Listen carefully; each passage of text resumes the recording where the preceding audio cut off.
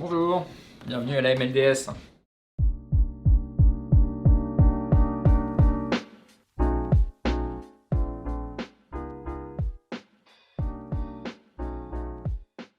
Pouvez-vous vous présenter? Bonjour, donc je m'appelle Jean-François Doumer, je suis conseiller technique de la mission de lutte contre le décrochage scolaire sur le département de la Seine-Saint-Denis dans l'académie de Créteil. Comment percevez-vous Tim? Tim, je pense que ça a été une belle opportunité partenariale.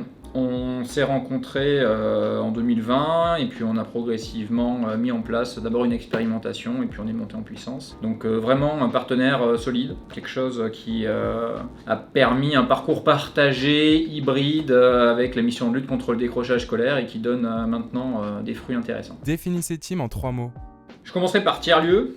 Ce deuxième mot, c'est le mot cohésion, parce qu'il y a un esprit de groupe qui se crée, quelque chose qui commence à prendre comme une petite mayonnaise, et les élèves en général se sentent très bien. Et je pense que je terminerai par le mot entrepreneuriat. Comment se sont passées les sessions Tim organisées avec vous? On a pris le temps de se réunir entre les professionnels de l'éducation nationale, les professionnels de la plateforme I, du groupe SOS. On a coordonné nos efforts, on a vraiment essayé d'avancer ensemble. Donc au départ, effectivement, c'était petit à petit, mais avec très rapidement de bons retours de chaque côté. Désormais, on est monté en puissance et on a donc 4 sessions avec 4 lieux sur mon département avec 3 sessions cette année. Donc ça fait quand même une belle montée en puissance. Quel bilan en faites-vous aujourd'hui? Un bilan positif, puisque les établissements scolaires qui au départ pouvaient ne pas avoir eu envie de se lancer dans l'aventure sont montés, ont communiqué avec nous et souhaitaient prendre aussi leur part. On a des coordonnateurs, coordonnatrices de la mission de lutte contre le décrochage scolaire qui n'étaient aussi pas forcément tout à fait convaincus de travailler avec un partenaire extérieur.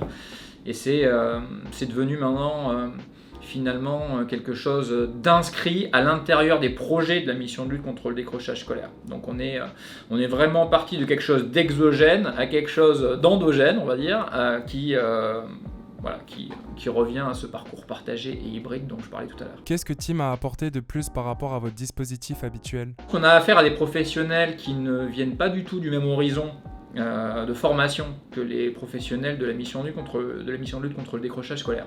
Donc ça nous a donné de nouvelles cartouches, si je puis dire, pour l'accompagnement de nos élèves en difficulté, notamment ceux qui sont en irrégularité au niveau de leurs papiers, ceux qui ont un besoin parfois de faire valoir une reconnaissance pour les travailleurs handicapés.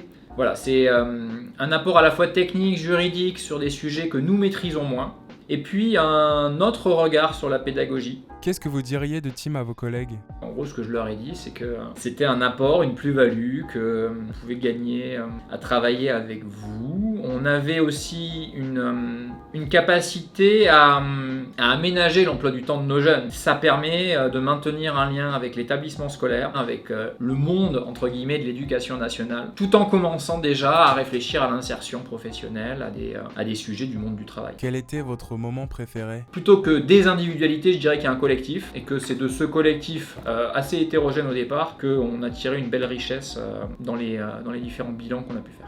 Que pensez-vous de l'impact Tim au sein de votre équipe? Un enrichissement professionnel pour mon équipe. Un autre apport de Tim, c'est ce caractère hybride et ce parcours partagé. Parce qu'en fait, la MLDS, elle avait plutôt tendance à un accompagnement sur le long terme dans l'éducation nationale, sur des formats hebdomadaires. Et là, de couper la semaine avec une journée réservée à la MLDS et les 4 autres journées réservées à Tim, ça nous a permis de construire nos projets, notre accompagnement. Comment voyez-vous les suites possibles de ce partenariat? Je pense qu'on peut agir au niveau de la formation, de présenter un petit peu le format Tim à des enseignants, à des CPE, de voir un petit peu s'ils peuvent aussi s'en inspirer, avoir un accompagnement éventuellement de la plateforme I, ça pourrait être une idée. Je pense que Tim, avec sa déclinaison sur le public 16-25 ans, ça peut aussi plaire à un public plus jeune, donc peut-être à creuser des idées de projets collège. Ça c'est des choses qui pourraient se faire. Et puis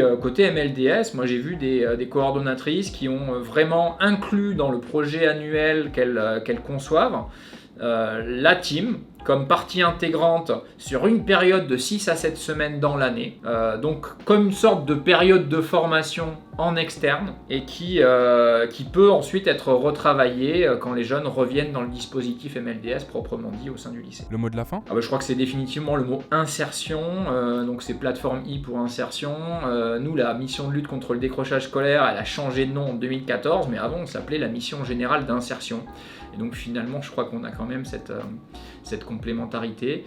Et je pense que c'est à ça qu'on travaille, l'insertion. Et notre vraie réussite, c'est ça. Au-delà de la satisfaction des jeunes quand ils sont dans le dispositif MLDS ou quand ils sont à la team, c'est de pouvoir choisir ensuite une nouvelle voie, de pouvoir un peu prendre son envol. Et c'est ça notre satisfaction de tous les jours.